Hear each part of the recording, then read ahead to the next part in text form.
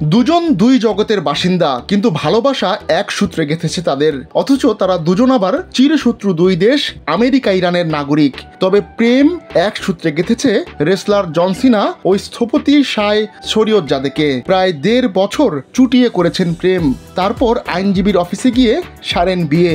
America ইরানের উত্তেজনার মধ্যেও দিব্যি মানিয়ে নিচ্ছেন এই জুটি।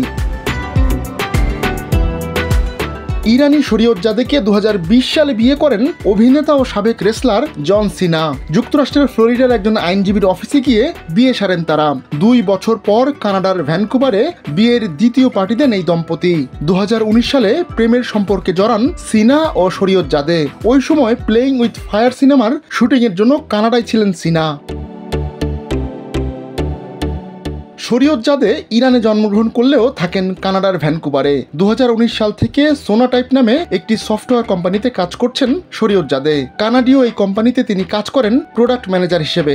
এর আগে তিনি মোটোরোলা সলিউশনসে কাজ করেছেন। এছাড়া থার্মাল ক্যামেরা নিয়ে গবেষণা ও ভিডিও ইন্টারকম সিস্টেম নিয়েও কাজ করার অভিজ্ঞতা রয়েছে শরীয়তজাদের। ইউনিভার্সিটি অফ ব্রিটিশ কলম্বিয়ায় 2008 থেকে 2013 সাল পর্যন্ত পড়াশোনা করেছেন শরীয়তজাদে। সেখান থেকে ইলেকট্রিক্যাল অ্যান্ড ইলেকট্রনিক্স ইঞ্জিনিয়ারিংয়ের উপর ব্যাচেলর ডিগ্রি অর্জন করেন তিনি। ইঞ্জিনিয়ারিং পেশায় কাজ করা ছাড়াও কেস অ্যান্ড লাভিয়ে অ্যান্ড রোজে একজন সেলস অ্যাসোসিয়েট হিসেবে কাজ করেছেন শরীয়তজাদে।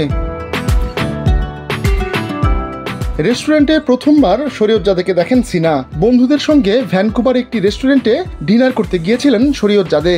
সেই শুরু, তারপর আস্তে আস্তে দুজনের সম্পর্ক প্রেমের দিকে গড়ায়। যে সিনেমা করতে গিয়ে পরিচয়, সেই সিনেমার প্রিমিয়ারে জুটি হিসেবে লাল কার্পেটে পা রাখেন সিনা ও শরীয়তজাদে।